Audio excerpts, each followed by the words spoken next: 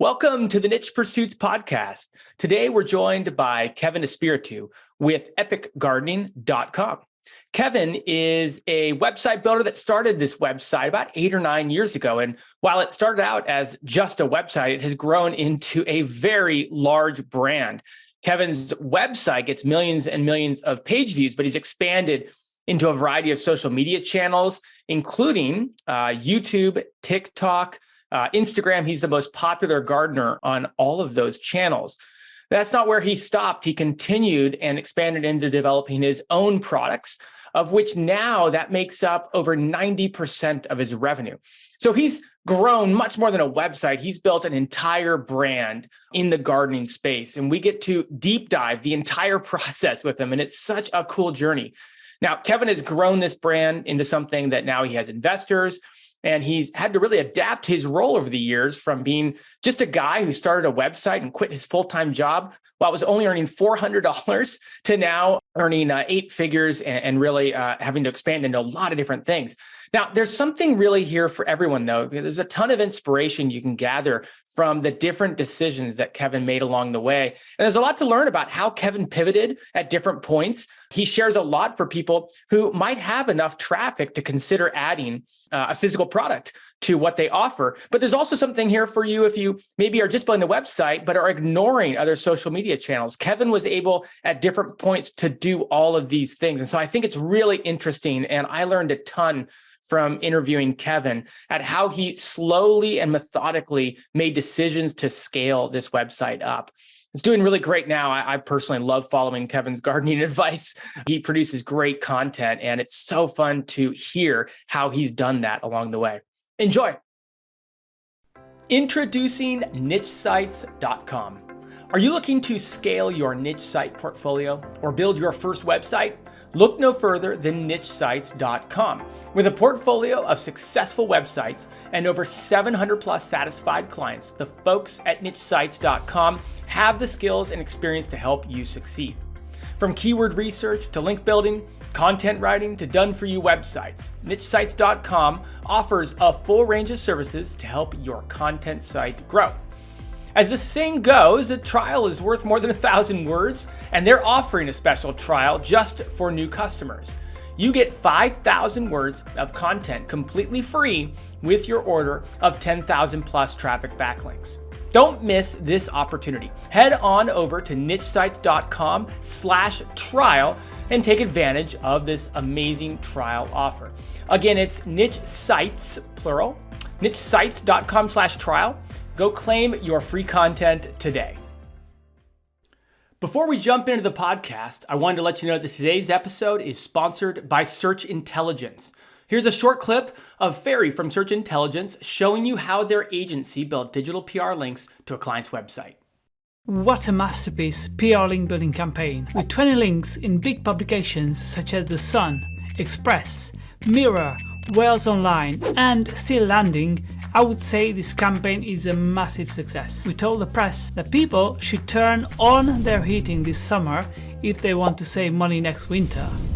And we landed over 20 links in national and regional UK publications for our boiler client. That's crazy. The campaign hook was pretty clever. It is a known fact, at least in the boiler trade, that if you keep your boiler off for many months, it might rust and it might get you into trouble if you keep it turned off from spring to next winter. We therefore advise the press, with an expert commentary piece, on behalf of our boiler client, that people should turn on their boilers this summer just when the heat wave is in full swing. This way they can avoid a boiler failure next winter and save money. Massive publications picked up our story, including The Sun, Express, Mirror, Wales Online, and a few more dozen publications, giving our client links, lots of links, and lots of happiness hormones. No wonder that so many journalists covered our story, as this headline is a massive link magnet to their audience. This case study highlights the fact that a clever hook can be applied to any insight or story to make a campaign more successful and more compelling to journalists. Can you imagine when people see this headline in the news, "You should turn on your boiler this summer"? There's no way they would not click on it. I would click on it. So this was the hook, and this is why this campaign was so successful. I hope this video inspires and shows you what's possible with a clever hook. If you want similar link building PR campaigns for your website, head to search-intelligence.co.uk and get in touch with them now.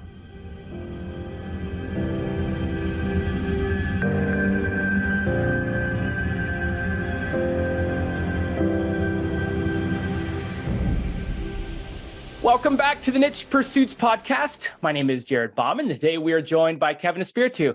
Hey, Kevin, welcome on board. How's it going, Jared? So good to have you. I love your background. That neon light is I know people who are listening can't see it, but if you're watching the YouTube channel, I just recently updated my background, so I feel pretty cool, but you have definitely upped the game a lot. Oh man, mine used to look, I used to have, the walls were different and it used to just be like drab. And so I decided to go like gamer tech dude, and have the RGB stuff going on. So yeah, spices it up a little bit. It's great. It's great. I love it. So it changes colors and everything. All right. Yeah. Hey, so this is going to be a fun interview. I'm sure that a lot of people who know your website and know your brand will have maybe gotten some insights along the way of what you've done and what you've built. You're with epicgardening.com and that entire brand and presence. And I can't wait to dive into the details. Maybe at the risk of delaying all the details, tell us a little bit about yourself and maybe your story up until the point where you started this brand. Yeah. So, I mean, I technically, if we really want to get particular, it's kind of like when you have an idea and you buy a domain name type of thing. I bought the domain back in 2013 and threw up like a very simple WordPress blog. So I guess you could call that the founding day. But really I kind of went full time on Epic Gardening in 2016. So prior to that, it was, building little blogs, doing some local website building, local marketing services, local SEO type stuff, raised some money for what I thought was a genius idea at the time, which was a personal relationship app to like help you have a better relationship. Never had been in one myself at the time. Don't know why I didn't see that as a problem. Then joined a publishing startup at a company called Book in a Box at the time. It's now called Scribe Media. So I was the second employee there, doing a lot of the marketing and book launch stuff. And since I've left about probably put 18 months in there, left in 2016 to go full time on Epic Gardening.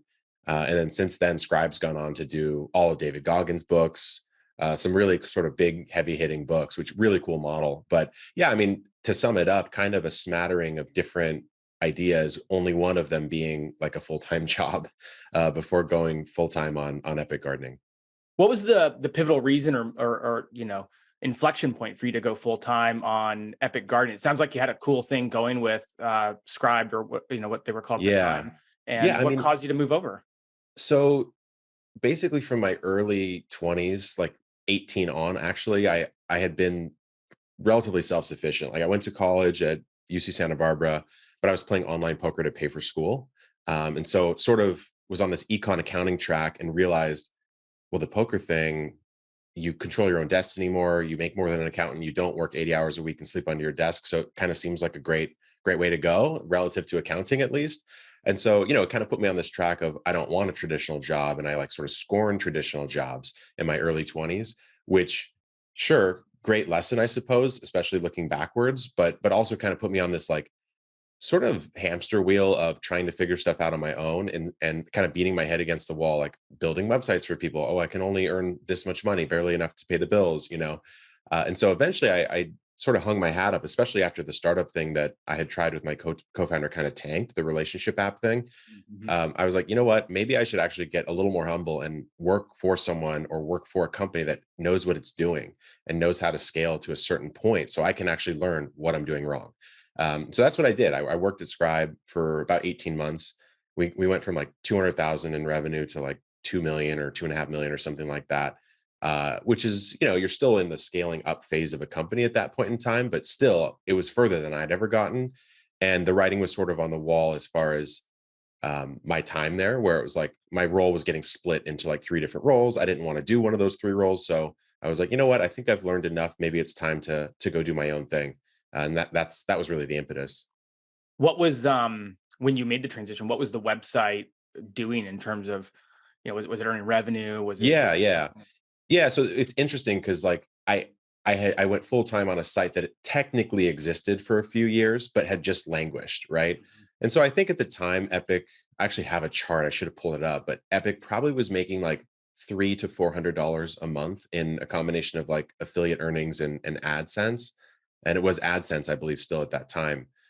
So yeah, I was like, okay, let me see if I can scale this up to where it pays the bills. So I'm not drawing my savings down. And Mhm. actually, I thought I was going to be a farmer. I thought I was going to farm in people's front yards, aggregate that land, and then sell the produce to like a local market or a restaurant or something. So I thought I had this sort of clever model there. And then I put that on pause to scale the blog up to a point where it actually paid for my life. And then that sort of worked. So in 2 3 months, I was at 2 3 grand a month. And so I was like, oh, okay, like maybe I'm better at this than I thought. Um, I like the teaching aspect of it. I like synthesizing information and kind of like translating it into different formats. So I was like, you know what, maybe I'll just keep going. And then by the end of that year, so about 6 months in, so end of 2016, I was hitting 4 or 5K a month in revenue. And there you go. I mean, that's, to me, that's enough to live on as far as my own personal goals at the time. So I was like, okay, I'm going to make a run at this thing. I think even looking back into 2016, 2017, those time periods, like that's a probably everyone would consider a pretty fast rise to growth, right? Yeah. Hmm. I mean, within 6 months, you had what 10x your income or Yeah. your revenue Mhm. from the site. Tactics have changed a lot, but at the same time, I always find a lot of the basics do remain the same. What Mhm. what did you do to get the site going? What were some of the key Yeah. things that made your site grow like that? Well, so to be clear, I had some advantage over like a builder who would have started the site in 2016. So I had some Right. domain authority, right? Like I said, the site was sort of sitting around for a long time. So it's almost like I bought my own age domain for myself and like restarted the site type of approach. And knew that it Um, didn't have anything wrong with it from the past or anything. Right. Yeah, exactly. And so, there were some links and this and that. And I had created a subreddit. Initially, the Epic Gardening was actually called Xponics, and it was only about hydroponic gardening. And so Oh, I had created a subreddit about hydroponic gardening and kind of built a community there, which helped like throw traffic and links sort of organically to the site. But really, I think back then, really not that many people were just trying to build a site in the space the way that I was trying to build it, right? So I was sort of sniper shotting all these keywords and just making really obvious bets on, okay, this keyword, this difficulty level, this amount of traffic, just write the best article on it and you have a relatively aged domain. It just seemed to work. As far as the earnings piece, that piece I think I did get a little bit more tactical about, where now it's the power law with a lot of this stuff in our space, where it's like, okay, let's say you're making $2,000 a month on Amazon, or let's just go back and say you're making the 400 that I was making. It's pretty easy for me to export the Amazon sales for the month, right? Or for the prior year. And so I go, okay, the X percent, like these 17 products are making up 80% of my revenue. So what are the pages that are driving that revenue? Can I write more articles around that as a sort of cluster?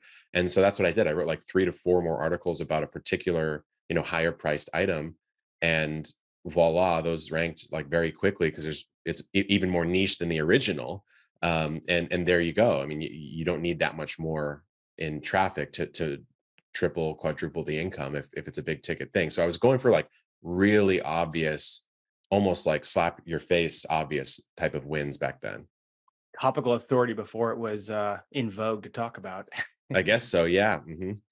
um, Maybe for everyone listening, I oftentimes will ask this at the outset or in the beginning part of it, like catch us up to where Epic Gardening is today, maybe from a website and social media standpoint, maybe whether it's Sure. traffic Yeah. or Yeah. revenue or whatever, like, because it's big. And I think Yeah. it's super cool. I was kind of going through your YouTube channel this morning, preparing for this, and was like, oh my gosh, I cannot believe he's had so many lifetime views on this account and stuff. So Oh yeah. Yeah. Yeah. I mean, these days, I think with the exception of Facebook, Epic Gardening's account is the largest on every platform that only talks about gardening. There's some bigger ones that mix different categories, but we're the largest on TikTok, YouTube, not Facebook.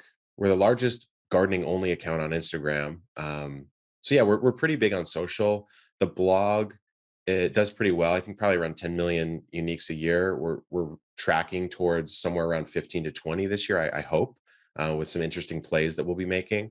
And yeah, I mean, as far as like revenue perspective, we sell mostly products these days, which I'm sure we'll get into, but we recently acquired a seed company. And so like combined, we'll do, well into the 8 figures in revenue this year. Congratulations. Thanks. Yeah. It's pretty good Interesting ride from the basement of my old condo. $400 a Blogging about month hydroponics, $400 a month to 8 figures a Yeah. year. That's well, Yeah. congratulations. That's amazing. Thank you. Man, it's hard to know where to go, but I do want to try to understand from a mindset standpoint how you took a website that was earning, we'll go back to where you were at the end of, I think, 2016 in my notes here, $4,000 or 5K, $5,000. yeah. Yeah, $5K a month. And I mean, obviously the big question is how you got to a brand this size, but what are some of the keys that took it from what is a very respectable income, right? Like you said, paying your bills and then some, but obviously to something now, like how do we start to unwind that and learn from some of the things you did, maybe some of the risks you took, maybe some of the bets you made, some of the things you really dove into to grow this? Yeah. So, what happened in 2016 is I just sort of slaved away writing, right? I didn't have enough articles. The growth lever for the business was simply more content, more traffic, which drives the levers of affiliate income and ad revenue, right? So I believe in 2017, I think at that time I switched to Ezoic from AdSense. So you got almost like a 2x RPM bump. And then I think pretty shortly thereafter, I went to AdThrive, I want to say. And then again, another 2x. And so same traffic, quadrupled RPM, pretty easy way to grow your revenue, right? So there's a lever to look at is like, am I maxing my current input? So if my current input's 100K, hits a month, am I actually maxing the income from that? And there might be some really easy ways to change that. For me, it was pretty obvious, like switching networks. So that would be one way. And then there's like the linear growth of I just need more traffic to monetize more on the current channels that I have. And then what I find or found at least is that stops working past a certain point. For most niche site builders, what it seems like is that point never comes because they're pretty content with the 5, 10, 15 in revenue, which certainly there's nothing wrong with that at all. Like no one has to keep going down the path. You certainly don't have to. Life's pretty good at that point. What I sort of found at that point is I was like, it's sort of just a job that I can do from my house at that level. At 5K, you're looking at 60K in revenue. That's really not that good. Like most people would rather just work a pretty easy remote job at that point in time. And you're not subject to any of the like algorithm risk, if you're working remote, doing some programming or whatever. When you get into like, 15K a month, you're looking at like 150K in revenue. You start looking at your net income on that and your take home, and you're like, there's still a lot of jobs that comp to that pretty evenly and actually offer you benefits and retirement and stuff. So I was starting to go, this really needs to win a lot more than I thought it did to be comping out better than if I had just been that accountant, right?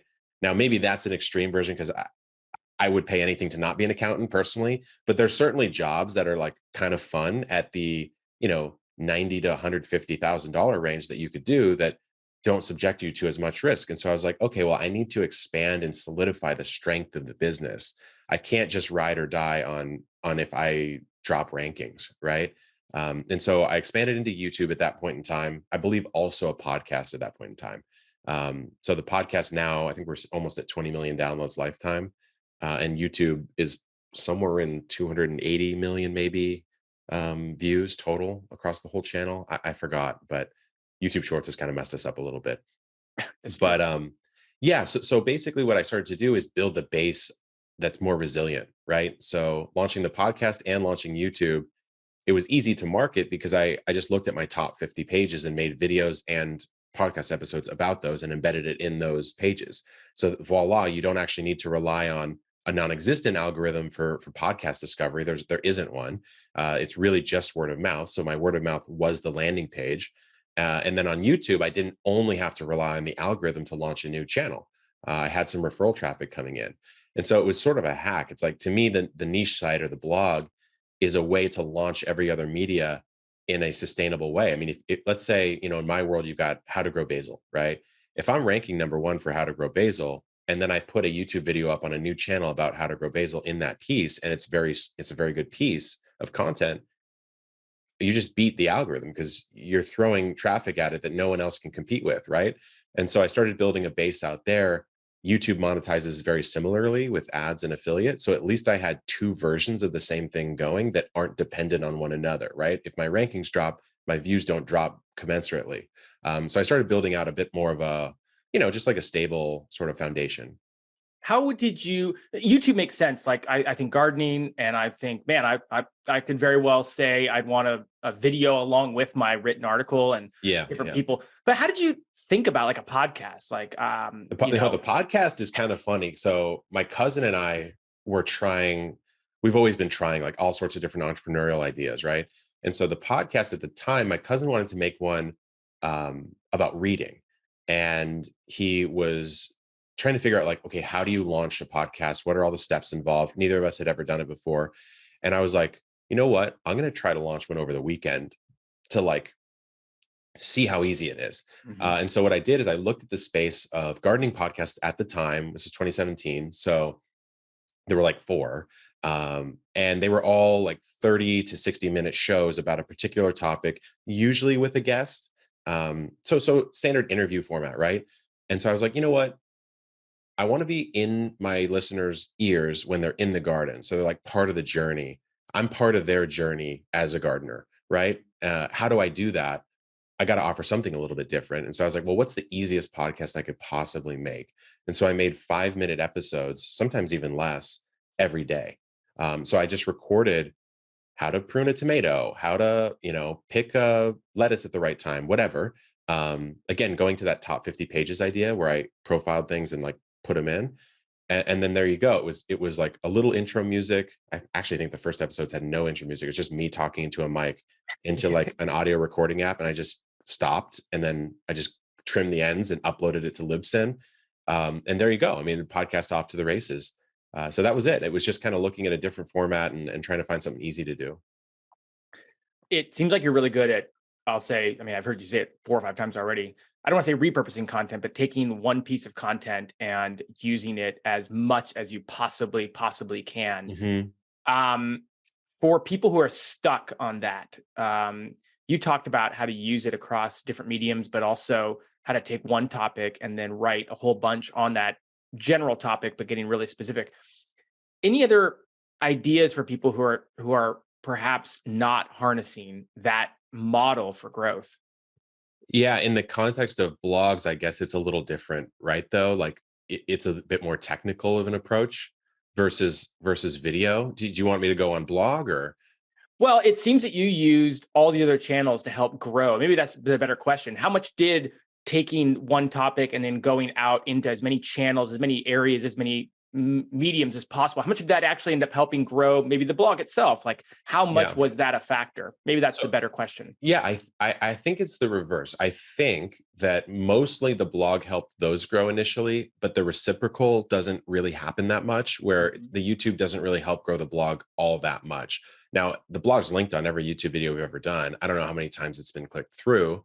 But what I would say is, generally speaking, like if this is a path you want to go down, because this is quite different from running an affiliate site or a niche site, but think of a topic, let's say how to prune tomatoes, right? Like there's the topic has sort of like maybe potential energy in it, I suppose is the way I might think about it, almost like a ball that you haven't dropped yet.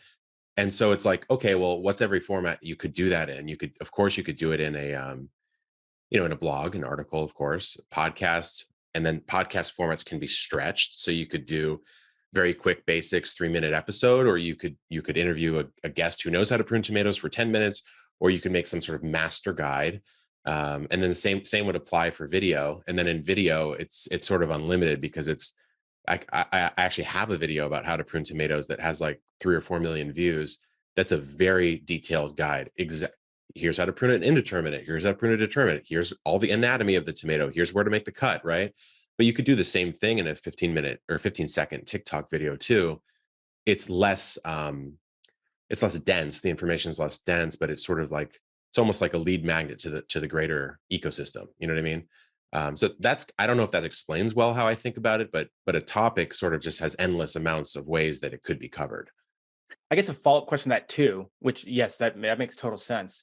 A follow-up question, I hear this a lot, so that's why I'm asking this one is people saying, and I wrestle with this too. I think we all do.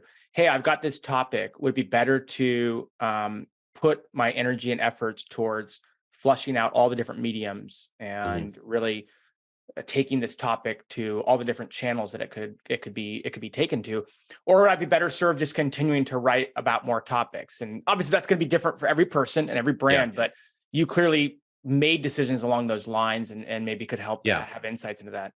Yeah. I mean, like, so if we go back to my 2016, 2017 transition, I would say about a year, I was the sole writer for the blog. So I wrote like the first 400 in-depth gardening articles, right? And then at that point, I was like, you know what? The bottleneck is now me in writing. It's actually not that valuable for me to continue writing as it is for me to figure out how to get more people to read it, right?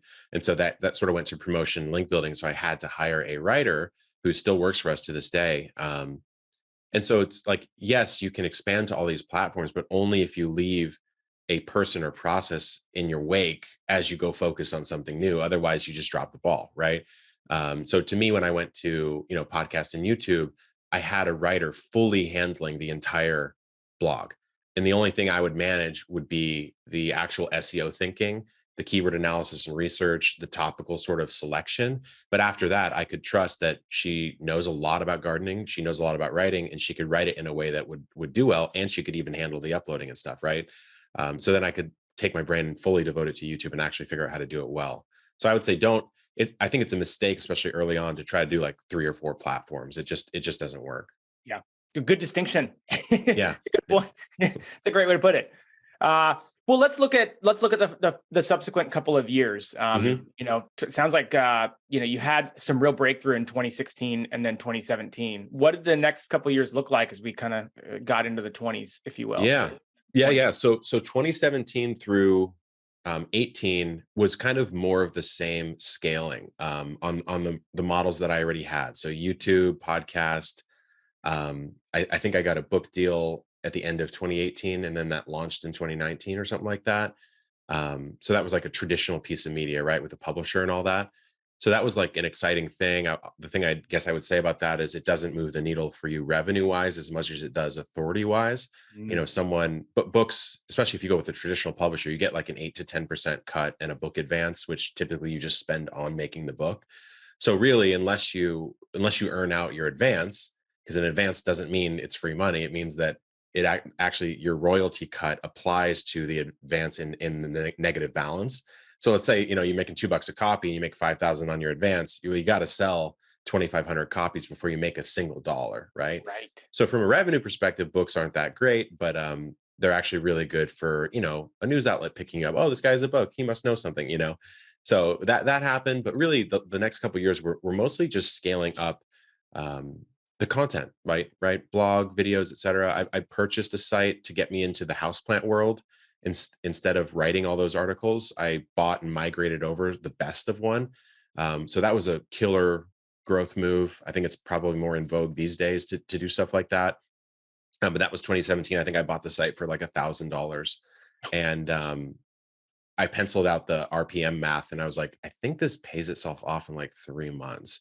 And so I bought it, and it paid itself off in like 40 days, Yeah. because the traffic boost from improving and having those articles sit on a better domain was just too much. So that was a growth move that we made in 2018. But then 2019 was the year that everything really changed for the business, because I decided at that point I had been on Instagram long enough. I had been on YouTube long enough that I was getting some comments. Like, we had a real community, right? Like a real passionate community of gardeners. And if you think about that, you sort of have a potential customer base sitting right in front of you. And you've got, you're starting to become that more influencer model. I don't like the term, but that's sort of what you become. And brands want to come to you and say, oh, hey, like, we'll pay you X to promote our product. And I said no to like literally almost every single one ever. But I realized that, why are they paying you? They're paying you to have access to an audience that you have full access to. So why really would you let a brand sort of access your audience when you could just serve your audience, right? So what I did is I found these raised beds, which is like a gardening, it's just a way to garden, to contain soil. And and I just emailed the company like 5 times a month. And I was like, can I sell these in America? Can I sell these in America? They're from Australia. And they finally said yes in 2019. And so I bought a shipping container full of the product for like $35,000, I think. And it was for sure the most money I'd ever spent at one point in time, and so I was a little scared, but then I was like, worst case, you sell them at cost, you get your money back, whatever. Um, and so spun up a simple Shopify store on a subdomain and sold them out on the water, which means like in transit to America, and then used that money to buy another container, sold that out on the water, and then used that money to be like, oh, I guess this is like a real thing now. And so in 2019, products made up half of the entire revenue of the company in its first year, and that wasn't even a full year of selling them. So to me, I was like, oh, this is the actual model of the company. The blog, the affiliate, the brands, like all that stuff is just supplemental to the main business, at least in the garden space for me. Before we jump into the podcast, I wanted to let you know that today's episode is sponsored by Search Intelligence. Here's a short clip of Ferry from Search Intelligence showing you how their agency built digital PR links. What a masterpiece PR link building campaign. With 20 links in big publications such as The Sun, Express, Mirror, Wales Online, and still landing, I would say this campaign is a massive success. We told the press that people should turn on their heating this summer if they want to save money next winter.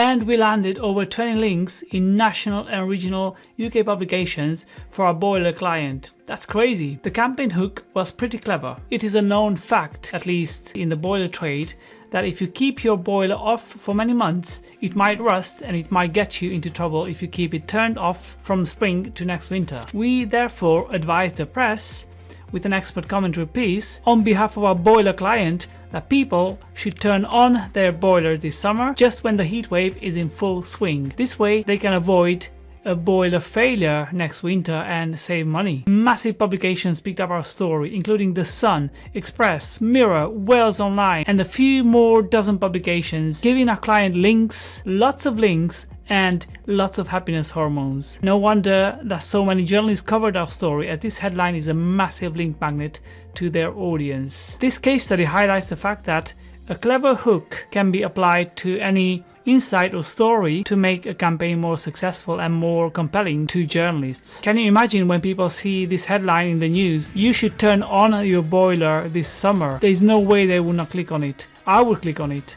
So this was the hook, and this is why this campaign was so successful. I hope this video inspires and shows you what's possible with a clever hook.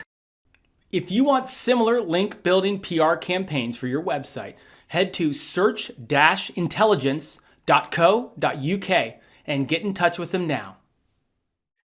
A lot of people listening might have traffic, and you might have just totally sparked their interest, right? They have traffic around a certain concept or product. And what are some of the big things you learned in adding product, an e-commerce shop, literally getting product from overseas, getting over here? Like, what are some of the big high levels that you learned along that journey? So I remember back in college, I forgot what these guys' names were, but they were like some of the first guys teaching you how to like source and sell product online, like something net, Stumper Net or something like that. I don't know. They were some weird guys, at least to me, but I remember they made it seem really complicated. And I had no experience doing anything in business back then. So it just felt it sort of felt fake. Like no one could do this. And then when I bought the container, so I bought a shipping container, like I said, for 35 grand, and I didn't even know how to ship it to the customer. So my thought was I would rent a storage space in San Diego, and like a personal storage space, somehow have a 20-foot shipping container show up there, hand unload it into the container. And then I was like trying to figure out how to get internet into the container or into the shipping, like the storage container, so I could like print the labels. And I was like, looking back now, I'm like, that's like the dumbest thing I've ever thought of. But yeah, I mean, you figure it out along the way. I just tapped a couple of friends. I was like, hey, I have a thing of product coming in. How do I actually land it in America? And how do I actually ship it to the people who ordered it? And he's like, oh, well, you need a 3PL, third-party logistics company. They'll handle the receiving. You need a customs broker. And then it'll show up at their door. They'll unload it and they'll slap all the labels on it because it was ready in box. And there you go. And you just pay a service fee for that. And I was like, oh, I guess I don't have to do that part myself. And then it's sort of weird how I was so in the niche sort of authority site content world that I was almost like a kindergartner in the world of commerce. So these basic things I didn't know, but I think simply the act of doing it forces you to figure out how to do it, right? Instead of trying to solve the universe before you take the first step. Yep. So yeah, and just kind of jumping in certainly can have some problems, but for me, it's worked out pretty well. You talked about how 2019, by the end of 2019, it was half your revenue. Mhm. I'm guessing that pivoted you into some of the things you chose to do with Epic Gardening going forward. Yeah, yeah. I mean, it was very fortuitous, and I think the thing I would always say about I think a lot of people's stories that end up on shows, there's a lot of luck involved with what they did, but they don't really say that's the case. There's an incredible amount of luck involved in the timing of what Mhm. we did at Epic, or I did at the time, because lining up product the year before a pandemic that just so happened to lock people into their homes where they would look for home-based activities, and then I had very large platforms and a core product in the market. There's an incredible amount of luck there. Um, Nevertheless, like had I not been proactive to do it, I wouldn't have even had the chance, right? So it's that whole chicken egg sort of thing. But yeah, I mean, in 2020, we went from I think in 2019 probably did about 500,000 revenue across the company, so about a quarter in product and a quarter in ads and stuff. And then in 2020, we had 2.8 million, Oh my God. mostly because I literally could not get enough of the product. I was ordering as much as humanly possible. So every dollar I had to spend on product, I was spending. And then I would list it on our store and I would say, I have 1,000 units of whatever this product is. It will get to you probably in 90 days. I don't really know. But I was being upfront about that because the whole supply chain was broken back then. Yeah. Um, and it would sell out literally in 2 days. And so then you'd have the cash that you could then try to buy more, but you'd always have to play this game of like, okay, well, I can't buy too far ahead because I can't just promise customers something that's coming in half a year. Little did I know that was probably not that bad at the time. I mean, Right. so Yeah. maybe I could have. So you always look back and I go, well, if I knew what I knew, I would have mortgaged my house to buy as much inventory as possible in 2019, right? You just can't play that game.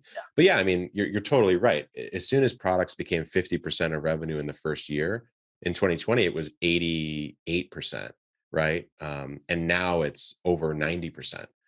So Wow. we'll make seven figures on everything that's not product revenue, but it still doesn't move the needle relative to product revenue, right? And that's what I mean when I say when you get to the level that Epic's at now, you kind of just don't really care about the sort of world you used to care about, because why do I care that much if my RPM goes up by $1 when that might make me very very small, like less than a percentage point of revenue difference relative to the rest of the world. Along your e-com journey, along your journey of selling products and scaling that out, did you follow a path where, that first planter bed, the raised bed that you got, obviously that was a third party that produced it and made it, and you're getting it shipped over here. Did Yeah. you follow along where now you're producing and actually making your own products, or you white labeling? Like, how did Hmm. that progression happen? And I'm just curious to learn Yeah. along the way where you made those decisions. Yeah. So I mean, the ideal any commerce company's ideal would be to own the entire stack, right? Like in a perfect world, you'd get to a point where you literally own the foundry that makes the metal and, full vertical integration. And there are some companies in our space that do that's pretty cool. There's a tool company I know of, they literally own an aluminum foundry. They make their own alloys and stuff. It's really cool. But for us, with the raised beds, we distribute still from our main supplier. There's a seedling tray that a friend of mine actually invented, brought it down to my house, and I was like, this is for sure the best as a gardener. Like it's the best thing I've ever seen.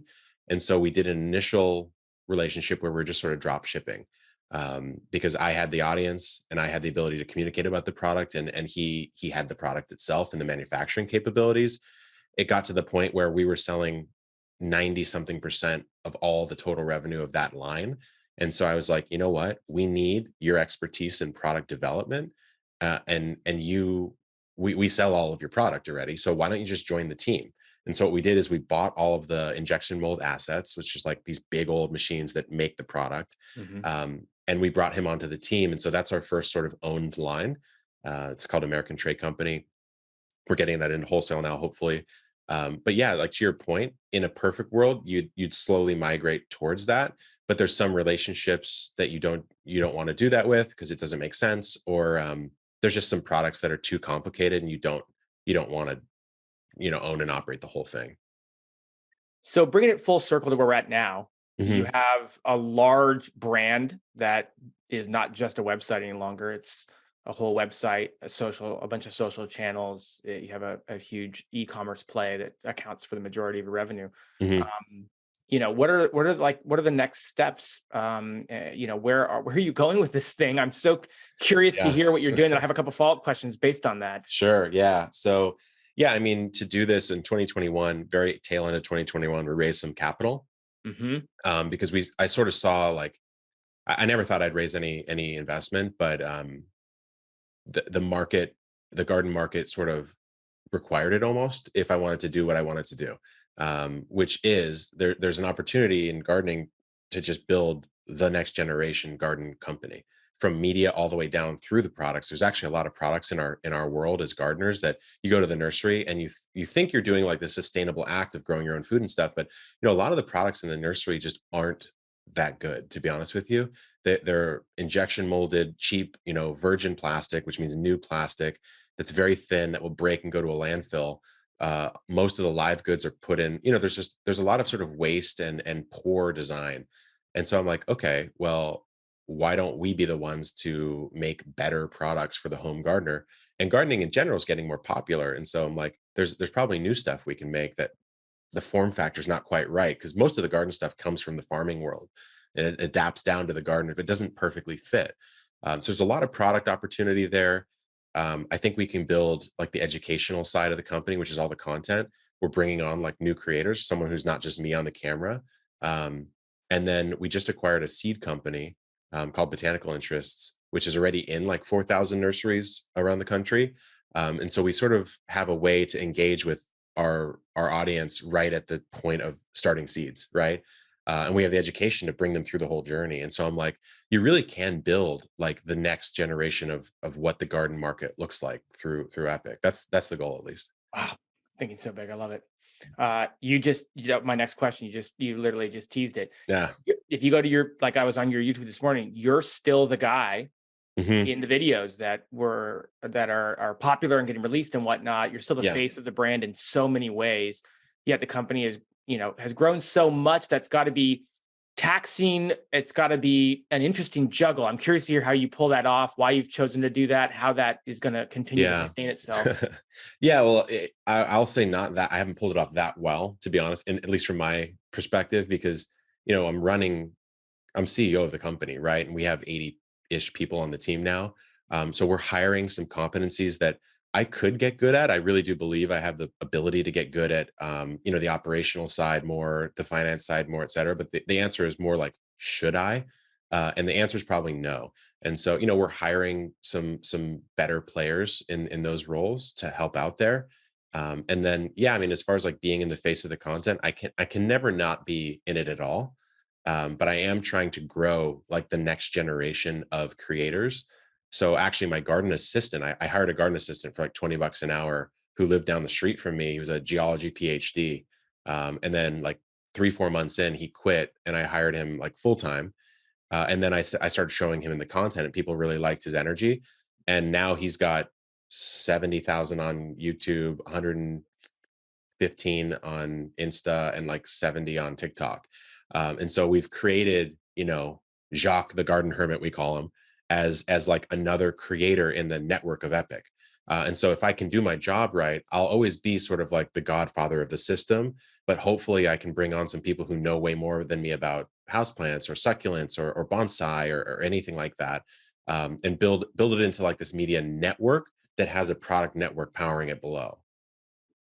Does I mean, from your standpoint, is it almost like, do you still enjoy doing a lot of the social stuff, being the face of the brand, or is that getting harder to enjoy it because of all the other responsibilities you have? I think in a perfect world, like I said, I never thought I'd raise capital. And so I never really thought I'd be on the journey I'm on now. But, in 2021, as a standalone business, like before raising, we did 7 point something million in revenue with a team of me and 4 contractors. And so it's like, it was well past what I knew how to operate myself. Like I had sales tax nexus in 33 states. I had to figure out how to register and file that. Like when you get to certain levels, there's just operational things you just have to do. And I scaled the team too slow to catch up to that. Cause I was like, yeah, I'm just making videos and selling products and having fun with this thing. Like it just so happens to have blown up. Right. Right. And so I think in my heart of hearts, what I would love to do is the strategy of the business. Where are we going as a company? What's the culture of the company look like? How much fun can I have making the content and developing the team? The operational side of like running finance and like what's your cash conversion cycle and your inventory, what's your inventory planning? There's a seasonality curve on all of your demand because it's a seasonal business. Like there's all that stuff that I know, but I'm not the best person anymore to probably do. And it's probably better to have me running, the brand side of it. Mm-hmm. I want to ask you a couple questions towards the tail end here. And if I can, like, I'm trying to get into the heads of some of the various people that are probably listening. Mhm. People, I guess my first question would be for the person who's listening, who doesn't really, want to get into investment, who doesn't really want to get into product, Mhm. but who is interested in going from $2,000, $4,000, $5,000 a month and taking that next step and actually trying to get to the point where their income is a little bit higher and a Sure. little bit more stable. Like, what would be some of the advice that you would pass along to them? Yeah, I mean, if someone doesn't want to get into product or certainly investment, I think is like, most people wouldn't be doing something like that. Um, I would say stick to basic business principles of like making a more resilient business, right? So like in the early days of Epic, let's say I just never wanted to offer product, right, Jared? So like I'm never doing that. The revenue streams I have, just gonna keep pumping those. Well, I would certainly try my best to like hedge every weakness of the company. Mm-hmm. So I would say like, okay, well, what what are the levers that can destroy me if my rankings go down? That affects both affiliate and ad revenue. If Amazon changes the commission tier, like they did, by the way, in 2020, they cut gardening from 8 to 4%, and I lost 35K a month immediately. Right? Just so happened that I was selling more than 35K a day because I had products set up. So to me, my philosophy is like you always have to be the thing that's going to kill the business.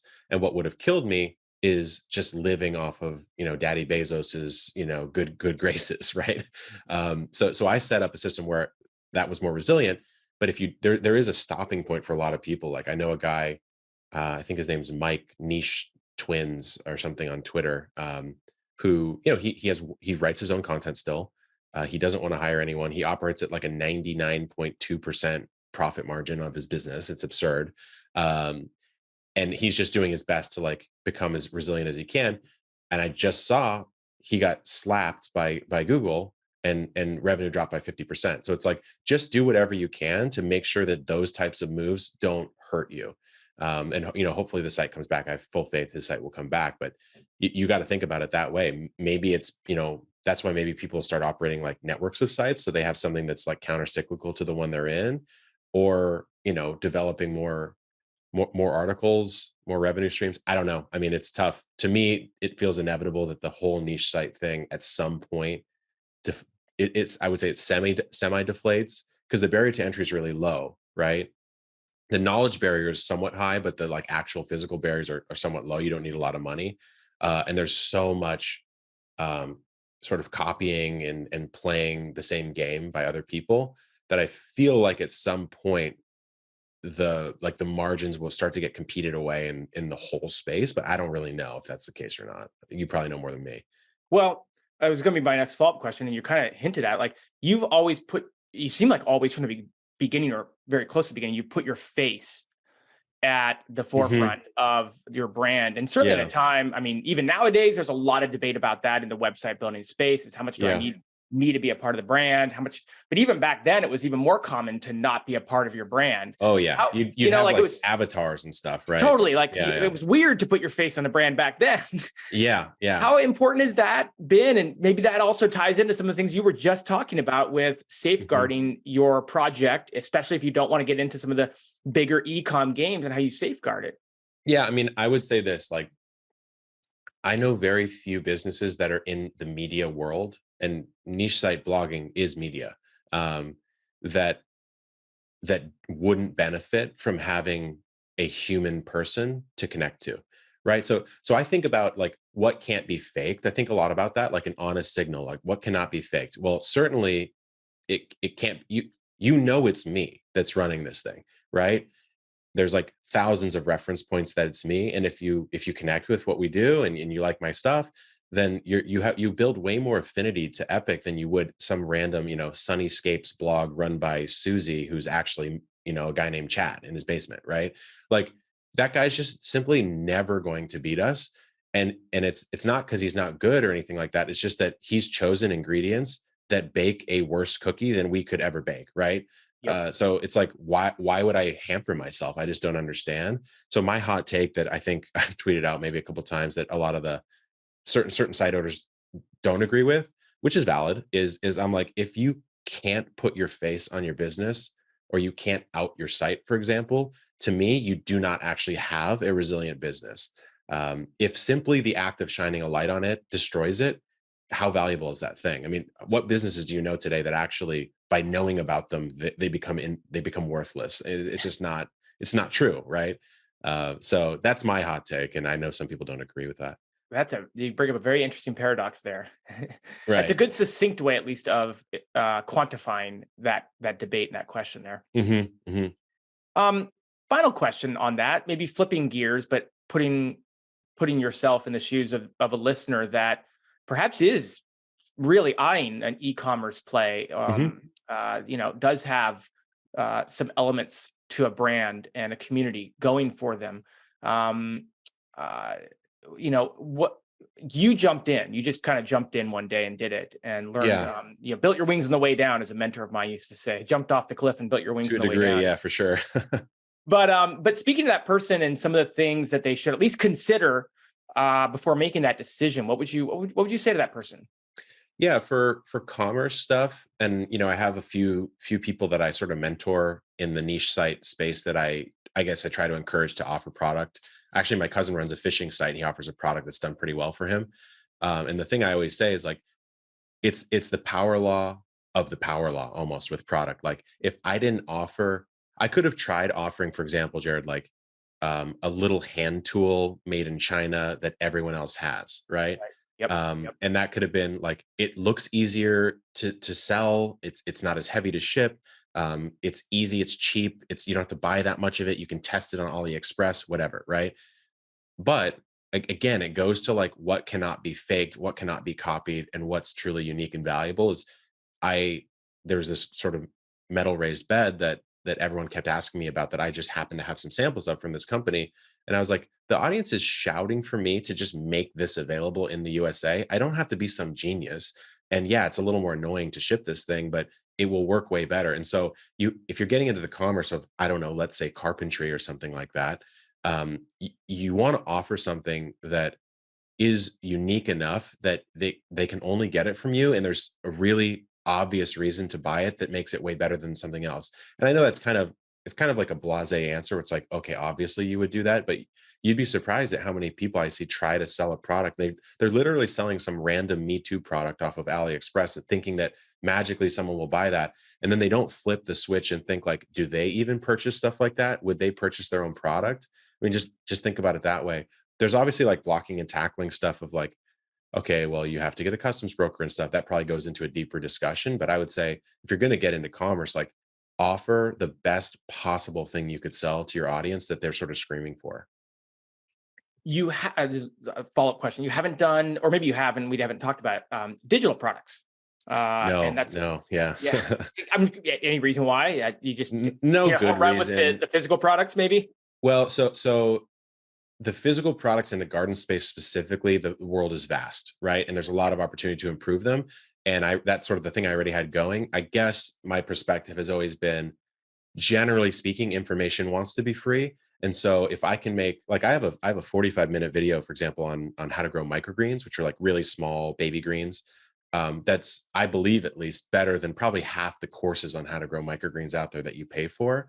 And so if I'm going to make, I mean, it's got like millions and millions of views, right? So it's like, if I'm going to make a course, which I actually think this is a play we'd like to do in the next year or two, is sort of like Epic Gardening University, where it's like, I'll teach some courses, but I'd love to bring in like the guy who's grown 4,000 types of tomatoes to teach you everything you could ever know about tomatoes. And that is functionally more valuable than my tips on how to grow tomatoes. It's something you can't get anywhere, and he's probably not going to make that. So if I can get him to make it with us, then I will do that. And yeah, I think you're right. Like, it would be a massive 7-figure driver of business for us that is very, very high margin, which products are lower margin. So it'd be a huge move. And, guys like the Authority Hacker guys bug me all the time to like make a course, so maybe it's coming. Maybe it's coming. All right, good. Yeah. Well, we'll stay tuned for that one. It's good to at least still have some more runway for you to go down. I mean, that's exciting that obviously the physical products are doing so well, but I mean, there's this whole untapped other side of product. Yeah, I think so. Mm-hmm. Man, Kevin, that hour flew by. Again, thanks for joining us. I think, where can people follow? Everywhere, it sounds like, but where do you want to direct people to follow along? I know you and I connected on Twitter and stuff. Yeah. I mean, I'm trying to build a little bit of like a normal non-gardening audience as well, like talking about some business stuff. So that's on Twitter at Kevin Espiritu. But everything else in the garden world, if you want to check out Epic Gardening, it's just Epic Gardening. Our seed company is called Botanical Interests. You can check that out as well, or just walk into any nursery. It'll be the packs with the illustrations on it. And yeah, that's pretty much it. Thank you so much for coming. I will tell you that, I think if nothing else, and there's a lot here, so I don't mean that tongue in cheek, but if nothing else, besides all the unique things that you've done along the way that have gotten me thinking, it's such a good challenge for all of us to not get stuck thinking, I'll say small-minded, right? Yeah. And not get boxed into that.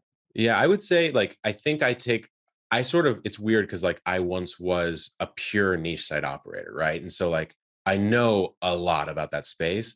And then I sort of jettisoned off of that to build the next sort of generation. But I obviously have a lot of love for that whole thing. It's how I kind of came up, so to speak. And so I think it's just like realizing what you actually have versus what you think you have if you're building a site. And there's obviously sites like, there's sites that are pure niche plays and kind of really can't get into that just because of the nature of the category or whatever. But if you're in like a passionate category, cooking, baking, whatever, there's this guy, I think Matt Giovannici or something like that. He's got like 3 or 4 brands in the space. Yeah, like that. He's a really good example of it because he knows what he has. It's more than just the niche thing. I guess I would say that like a builder out there is like, if you want it, you probably have it and you don't even know you have it. And you just have to like break out of the pure SEO, pure builder mindset and think more holistically about online business in general. Yeah. That's great. Kevin, thanks so much for coming on the podcast. Yeah. Thanks for having me, Jared. Appreciate it. Sure thing. We'll catch up again soon. For sure. Introducing nichesites.com. Are you looking to scale your niche site portfolio or build your first website? Look no further than nichesites.com. With a portfolio of successful websites and over 700 plus satisfied clients, the folks at nichesites.com have the skills and experience to help you succeed. From keyword research to link building, content writing to done-for-you websites, nichesites.com offers a full range of services to help your content site grow. As the saying goes, a trial is worth more than 1,000 words, and they're offering a special trial just for new customers. You get 5,000 words of content completely free with your order of 10,000 plus traffic backlinks. Don't miss this opportunity. Head on over to nichesites.com/trial and take advantage of this amazing trial offer. Again, it's niche sites, plural, nichesites.com/trial. Go claim your free content today. I wanted to let you know that today's episode is sponsored by Search Intelligence. Here's a short clip of Ferry from Search Intelligence showing you how their agency built digital PR links to a client's website. What a masterpiece PR link building campaign. With 20 links in big publications such as The Sun, Express, Mirror, Wales Online, and still landing, I would say this campaign is a massive success. We told the press that people should turn on their heating this summer if they want to save money next winter. And we landed over 20 links in national and regional UK publications for our boiler client. That's crazy. The campaign hook was pretty clever. It is a known fact, at least in the boiler trade, that if you keep your boiler off for many months, it might rust and it might get you into trouble if you keep it turned off from spring to next winter. We therefore advised the press with an expert commentary piece on behalf of our boiler client that people should turn on their boilers this summer just when the heat wave is in full swing. This way they can avoid a boiler failure next winter and save money. Massive publications picked up our story, including The Sun, Express, Mirror, Wales Online, and a few more dozen publications, giving our client links, lots of links, and lots of happiness hormones. No wonder that so many journalists covered our story, as this headline is a massive link magnet to their audience. This case study highlights the fact that a clever hook can be applied to any insight or story to make a campaign more successful and more compelling to journalists. Can you imagine when people see this headline in the news, "You should turn on your boiler this summer"? There is no way they would not click on it. I would click on it. So this was the hook, and this is why this campaign was so successful. I hope this video inspires and shows you what's possible with a clever hook. If you want similar link building PR campaigns for your website, head to search-intelligence.co.uk and get in touch with them now.